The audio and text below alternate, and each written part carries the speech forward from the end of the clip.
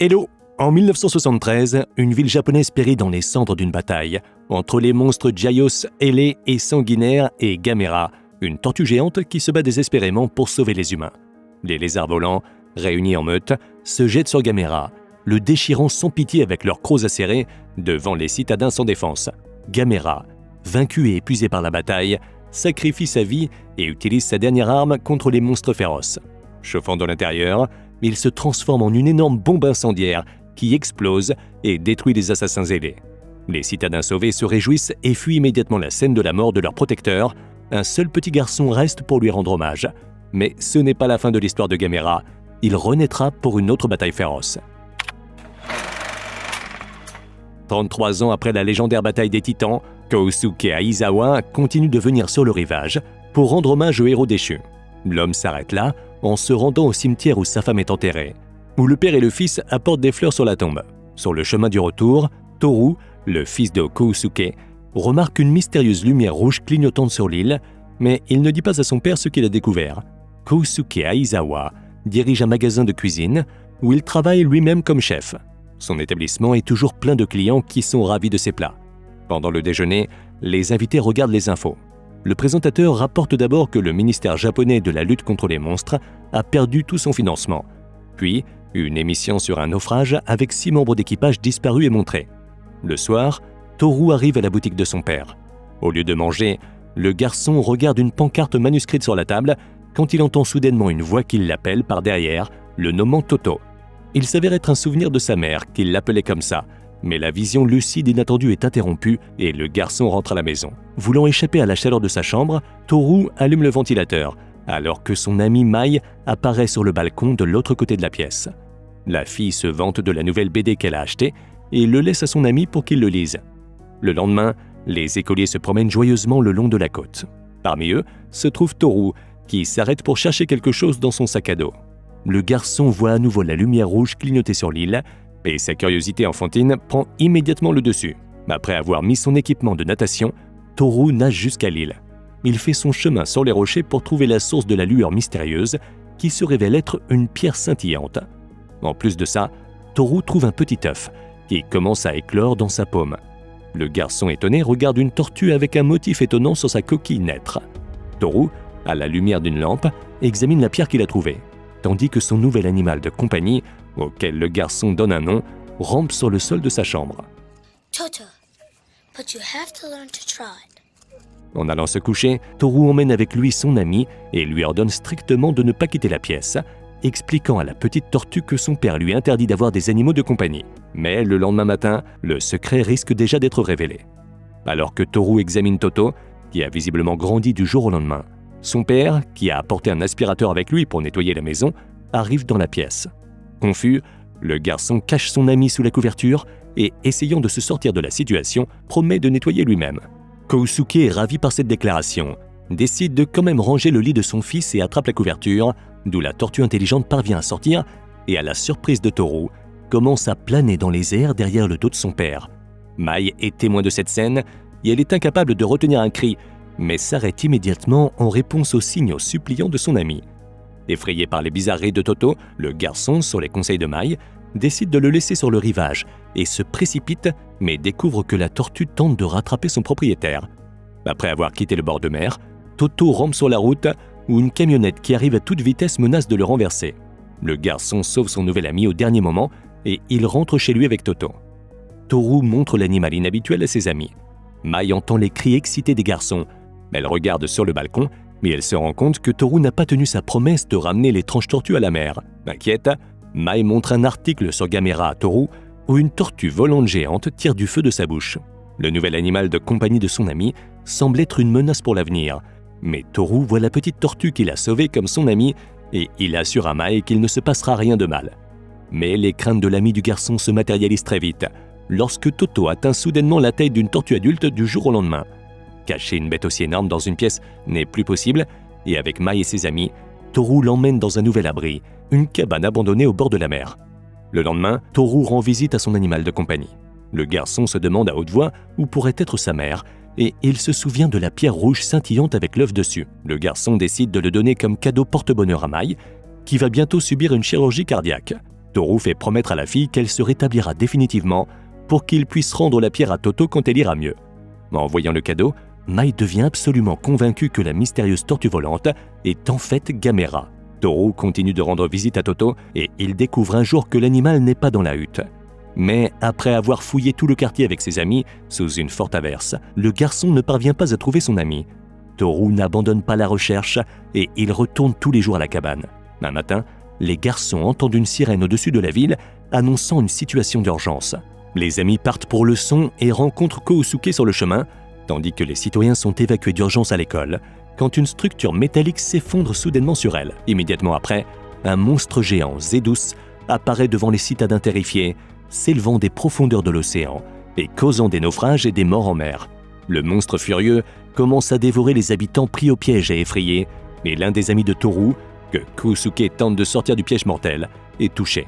L'homme parvient presque à s'échapper de sous le nez du terrible monstre lorsque Zedus repère la proie en fuite et se met à sauter dessus. Mais son plongeon est soudainement arrêté par un coup puissant et les protagonistes étonnés voient devant eux le brave Gamera, qui a grandi et acquis des crocs impressionnants. Gamera prend le coup sans crainte et il s'engage dans un combat inégal avec l'ennemi assoiffé de sang, agrippant sa jambe. Rejeté par un coup puissant, Gamera conduit le dangereux monstre plus loin de la ville.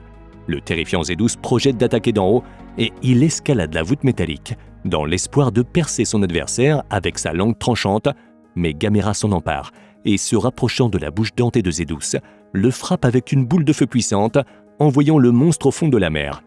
Affaibli par le combat, Gamera est immédiatement entouré par les militaires et amené dans un camion à l'université de biologie de Nagoya, devant des habitants étonnés. Là, les biologistes vont injecter une substance faite de perles rouges à Gamera, substance préservée de la mort de son prédécesseur en 1973.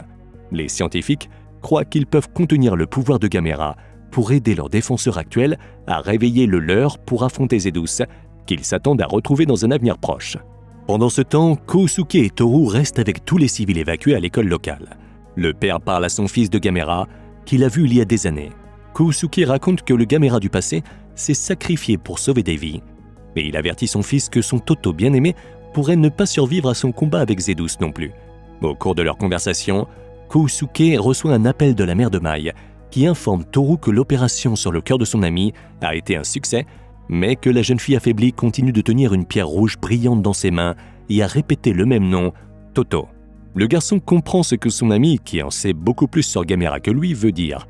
Le lendemain, Toru et ses amis se lancent dans une quête dangereuse pour livrer la pierre rouge, dont Gamera est né et qui contient son pouvoir naturel, aux puissants défenseurs. Le garçon laisse un mot à son père qui, en le découvrant, se précipite immédiatement après son fils.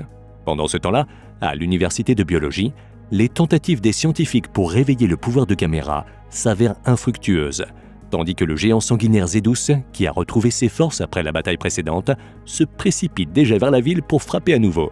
Le monstre s'introduit d'abord dans la cachette de Gamera et, sans rencontrer de résistance, s'avance librement dans le centre de la ville, balayant tout sur son passage et laissant des ruines dans son sillage. Les autorités de la ville ordonnent aux citoyens d'évacuer immédiatement, et la panique éclate dans les rues quand tout d'un coup, au milieu de la ville terrifiée, le géant Gamera montre sa vraie force. Le gardien de la ville se précipite sans crainte sur Zedus, frappant le lézard géant au sol avec son premier coup terrible. Mais Zedus se relève instantanément et les adversaires s'engagent à nouveau dans une bataille féroce. Toru et ses amis se précipitent vers Gamera pour aider leur ami et donner la pierre qui éveillera son pouvoir de feu. Les garçons se précipitent désespérément à l'hôpital pour trouver la chambre de Mai, mais il s'avère que tous les patients ont été évacués et en plus, Toru croise son père en colère qui est venu après avoir lu sa note. Préoccupé par la vie de son fils, Kousuke gronde le garçon pour son comportement. Mais le garçon répond en expliquant pourquoi il faisait ça. But Toto needs that redstone and I gave it to Mai. Au cours de leur dispute, une bataille féroce entre les deux adversaires se déroule à l'extérieur de la fenêtre et en le voyant, Toru, malgré les avertissements de son père, se précipite vers son ami. Il croit que le géant Gamera est toujours le même Toto qui a besoin de son aide. Kousuke court après son fils, mais il ordonne d'abord aux amis du garçon de trouver un abri et de se cacher. Mai se trouve à l'hôpital central, juste à côté de l'endroit où Gamera se bat pour sauver la ville et ses habitants. Dans l'espoir de redonner la pierre à la tortue, Mai se libère des machines et essaye de marcher seul après son opération difficile. Mais les médecins et ses parents arrêtent sa tentative désespérée en la remettant de force sur le lit d'hôpital. Soudainement, une petite fille vient à son aide et prend courageusement sur elle la mission de passer la pierre à Gamera. La jeune fille traverse la foule folle de peur, mais elle se retrouve quand même piégée près de la balustrade par une masse de personnes. Puis, un jeune homme reprend le flambeau et comprend instantanément ce qu'il a à faire. Se déplaçant de main en main parmi les garçons et les filles intrépides, la pierre rouge finit entre les mains des amis de Toru qui se sont perdus sur le chemin du refuge. Les garçons trouvent rapidement leur ami et lui remettent la pierre. Acceptant la mission, Kousuke et Toru se dirigent vers Gamera, qui est dans une situation désespérée face à Zeus. Il est coincé au-dessus du sol entre les étages d'un gratte-ciel géant, jeté là par un puissant balancement de queue de Zeus, qui escalade une tour voisine, dans l'intention de bondir à nouveau sur Gamera. Père et fils parviennent à passer rapidement les étages avant de rencontrer un obstacle. Les escaliers sont bloqués par les débris d'un plancher détruit. Kousuke parvient à lever l'obstacle pour que Toru puisse atteindre le sommet, mais il ne peut pas y arriver seul. Alors, Toru continue tout seul pour sauver son ami. Le garçon surmonte courageusement les derniers obstacles et se dirige enfin vers Gamera. Avant de donner la pierre à son ami, Toru supplie désespérément Gamera de continuer à se battre, mais de ne pas sacrifier sa vie comme il l'a fait il y a tant d'années. So you can win and live. À ce moment-là, Zeus, qui est monté au sommet d'un gratte-ciel, frappe Gamera avec un coup puissant de sa queue et le garçon parvient à jeter la pierre droit dans les mâchoires de la tortue géante. Gamera s'écrase lourdement dans le sol, soulevant un nuage de poussière épaisse qui se dissipe immédiatement alors que Gamera, ravivé, vole rapidement dans les airs et frappe l'ennemi du toit du gratte-ciel. Il descend au sol après l'ennemi abattu et utilise sa puissance de feu pour détruire le maléfique Zeus avec une puissante explosion de flammes qui déchire l'ennemi en lambeaux. Après avoir attendu la fin de la bataille, les troupes gouvernementales ont l'intention de capturer immédiatement Gamera et de l'emmener pour de nouvelles recherches. Mais ils se font bloquer par les habitants qui se lèvent pour protéger leur sauveur, qui après avoir rassemblé ses forces, s'envole de la ville libérée. Comme toujours, tu peux trouver le titre du film dans la description de la vidéo. Dis-nous dans les commentaires si tu connais d'autres kaiju à part Gamera et Godzilla, puis n'oublie pas de liker cette vidéo et de t'abonner à la chaîne pour ne pas rater la prochaine vidéo.